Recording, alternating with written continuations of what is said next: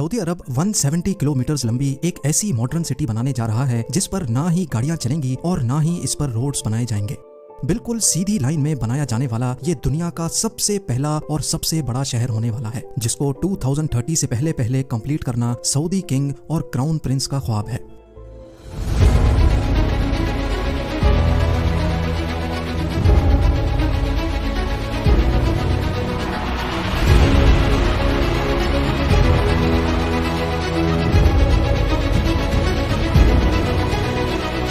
दुनिया की अमीर तरीन फैमिलीज में शुमार की जाती है। अमेरिकन बिजनेस मैगजीन फोर्ब्स और विकिपीडिया के मुताबिक सऊदी रॉयल फैमिली ना मिलियन ना बिलियन बल्कि 1.4 ट्रिलियन डॉलर्स की मालिक है। लोकल करेंसी में बात की जाए तो ये अमाउंट 1050 खरब रुपयों के बराबर बनता है। अगर अभी भी आपको समझने में मुश्किल हो रही है तो आइए इसको और ज्यादा आसान कर देते हैं। Jeff Bezos, Elon Musk, Bill Gates और मार्क जकरबर्ग के साथ साथ दुनिया के टॉप 17 बिलियनियर्स की दौलत को मिला भी लिया जाए तो फिर भी वो इस शाही खानदान की दौलत से मुकाबला नहीं कर पाएगी। सऊदी अरब के शाही खानदान की दौलत का ज्यादातर हिस्सा इनको यहाँ से निकलने वाले ऑयल की बदौलत मिला। ऑयल निकलने से पहले सऊदी अरब सिर्फ रिलीजियस टूरिज्म पर डिपेंडेंट था, लेकिन 1938 में पहली बार यहाँ ऑयल दरियाफ्त हुआ और देखते ही देखते पूरे सऊदी किंगडम का नक्शा ही बदल गया। आज सऊदी अमेरिका के बाद दुनिया का दूसरा बड़ा ऑयल प्रोड्यूसर है, जो सिर्फ एक दिन में 1 करोड़ से भी ज्यादा बैरल्स ऑयल प्रोड्यूस करके 85 कंट्रीज को सेल करता है। पर बैड न्यूज ये है कि ये सब कुछ हमेशा ऐसे नहीं चलने वाला। स्टैनफोर्ड यूनिवर्सिटी में की गई एक रिसर्च में साइंसदानों को सॉलिड एविडेंस मिले हैं कि जो क्रूड ऑयल हम पिछले 150 साल से इस्तेमाल कर रहे हैं वो अब जल्द खत्म होने वाला है। यानी जमीन के नीचे ऑयल रिसोर्सेज का दी एंड जल्द ही होने वाला है।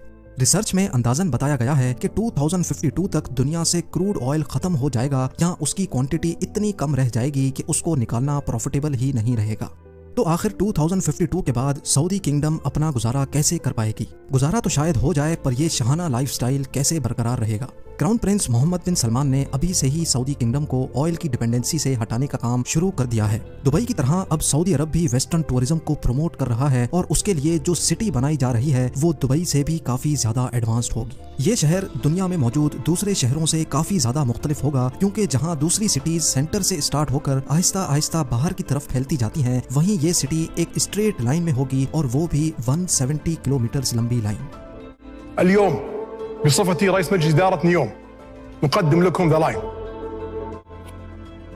ये लाइन सिटी जिसका नाम नियोम रखा गया है, ये सऊदी अरब की इकोनॉमी को डाइवर्सिफाई करने का सबसे पहला अमल है।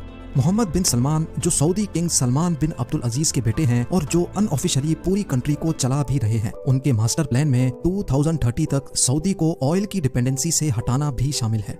नियोम सऊदी अरब की तबूक प्रोविंस में बनाया जा रहा है, जहां पर गवर्नमेंट ने इस नई सिटी के लिए एक स्पेशल जोन अलॉट किया है। इसका एक साइड गल्फ ऑफ अकाबा और दूसरा साइड रेड सी को लगेगा, जबकि इसके साहिल से सिर्फ 5 किलोमीटर दूर इजिप्शियन सिटी शर्म अल शेख है, जो ऑलरेडी एक टूरिस्ट हॉट स्पॉट बन चुका है।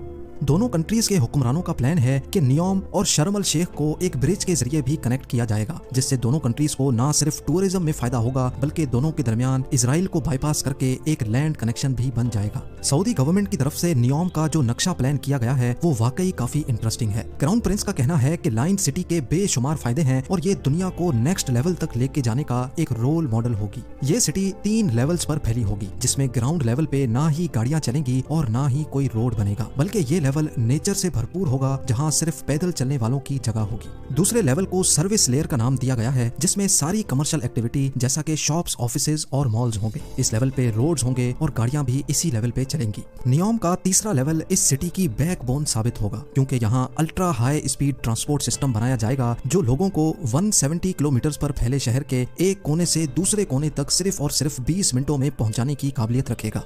नियोम दुनिया की बाकी सिटीज के मुकाबले में बिल्कुल डिफरेंट होगी, क्योंकि ये पूरी सिटी, इसमें मौजूद electrical system, transport system, industries, सब कुछ रिन्यूएबल एनर्जी के जरिए चलेगा। यानी जो ऑयल 2052 में खत्म होना है, नियोम के लिए वो 2030 में ही खत्म हो जाएगा। ये लाइन सिटी जहां रेड सी के साहिल से गुजरेगी, वहीं इसका ज्यादातर हिस्सा 4500 फीट ऊंचे पहाड़ों से भी गुजरेगा और सऊदी गवर्नमेंट ने इस हिस्से को ट्रोजेना का नाम दिया है। प्रोजेक्ट की कंस्ट्रक्शन के लिए किसी भी पहाड़ को नुकसान नहीं पहुंचाया जाएगा, बल्कि इसी नेचुरल लैंडस्केप की खूबसूरती को इस्तेमाल करके इसमें डेवलपमेंट की जाएगी, जहाँ एक vertical village, outdoor ski resort, mountain to mountain transport system, health centre और लग्जरी एंटरटेनमेंट सेंटर्स भी बनाए जाएंगे। इस लाइन सिटी की जियोग्राफिकल लोकेशन ऐसे रखी गई है कि दुनिया की 40% पॉपुलेशन यहाँ 4 घंटे में पहुँच सकती है और सऊदी क्राउन प्रिंस का टारगेट यहाँ 2052 तक 1 अरब की पॉपुलेशन अट्रैक्ट करना है। अब जाहिर है इतनी एडवांस्ड और फ्यूचरिस्टिक सिटी पर खर्चा भी ठीक ठाक होगा। सऊदी गवर्नमेंट ने नियोम प्रोजेक्ट के लिए $500 बिलियन का बजट एलोकेट किया है, जो तकरीबन 37,500 अरब रुपए बनते हैं। अच्छी खबर यह है कि इस प्रोजेक्ट पर काम स्टार्ट हो चुका है। सबसे पहले तो यहाँ और कुछ हो न हो 1000 एकड़ के एरिया पर फैले आलीशान रॉयल पैलेसेस और रॉयल स्वीट्स बनाए गए हैं। प्राइवेट बीच फ्रंट पर बने और बीच रेगिस्तान में हरे भरे लॉन से घिरे हुए ये महलात सऊदी किंगडम के शाही खानदान की आरामगाह है, जिसमें बाज़ाहिर दिखने वाला ये प्राइवेट गोल्फ क्लब और 2 प्राइवेट आइलैंड्स भी हैं। इस पूरे एरिया को नियोम पैलेस का नाम दिया गया है, जहां पर 2 हेलीपैड्स भी मौजूद हैं। खैर वापस चलते हैं प्रोजेक्ट की तरफ। नियोम सिटी के लिए एक रीजनल एयरपोर्ट भी बनाया गया है, जो कि 2019 से फुली ऑपरेशनल है, लेकिन फिल वक्त ये यहाँ कंस्ट्रक्शन टीम और दूसरे स्टाफ को सऊदी कैपिटल रियाद से नियोम तक लाने के लिए इस्तेमाल होता है। सऊदी हुक्मरान जहां इस प्रोजेक्ट को लेकर बहुत सीरियस हैं, वहीं इनको बहुत सारे चैलेंजेस का सामना भी करना है। इनकी तरफ से ये दावा किया जा रहा है कि नियोम सिटी 100% रिन्यूएबल एनर्जी पर चलेगी। तो फिर सवाल ये है कि पीने का फ्रेश वाटर जो अभी फॉसल फ्यूल के जरिए सी वाटर को फिल्टर करके इकट्ठा किया जाता है, वो बगैर फ्यूल के कैसे मिलेगा? क्योंकि ये बात तो हम सबको मालूम है कि सऊदी अरेबिया में फ्रेश वाटर की कोई एक भी रिवर नहीं है। 1 अरब लोगों के लिए इलेक्ट्रिकल अप्लायंसेज 100% रिन्यूएबल एनर्जी पर ऑपरेट करने के लिए क्या कुछ करना पड़ेगा, और ग्रीन एनर्जी से चलने वाली अंडरग्राउंड हाई स्पीड ट्रेन्स इतना जल्दी कैसे तैयार हो पाएंगी? इन सब सवालों के जवाब बहुत सिंपल है। नियोम में फ्रेश वाटर जनरेट करने के लिए एक नया मेथड अप्लाई किया जाएगा। ग्लास से बना एक बहुत बड़ा ग्लोब तैयार किया जा रहा है, जिसको सी वाटर से भरा जाएगा।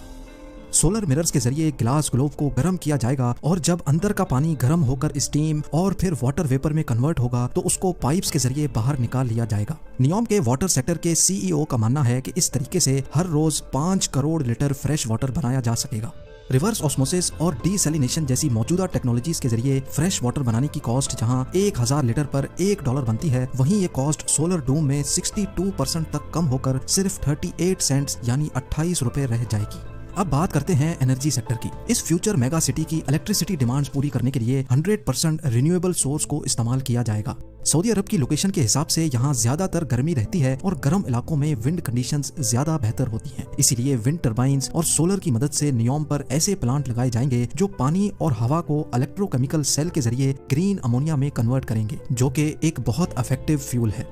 नॉर्मल फ्यूल को जब बर्न किया जाता है तो ऐसी गैसेस प्रोड्यूस होती हैं जो पॉल्यूशन का बायस बनती हैं, लेकिन ग्रीन अमोनिया या ग्रीन हाइड्रोजन 100% रिन्यूएबल एनर्जी से बनाया जाता है। इसी वजह से इसके बर्न होने पर नुकसानदेह गैसेस प्रोड्यूस नहीं होती। फॉसल फ्यूल की तरह ग्रीन अमोनिया को ट्रांसपोर्ट और स्टोर करना भी काफी आसान होता है।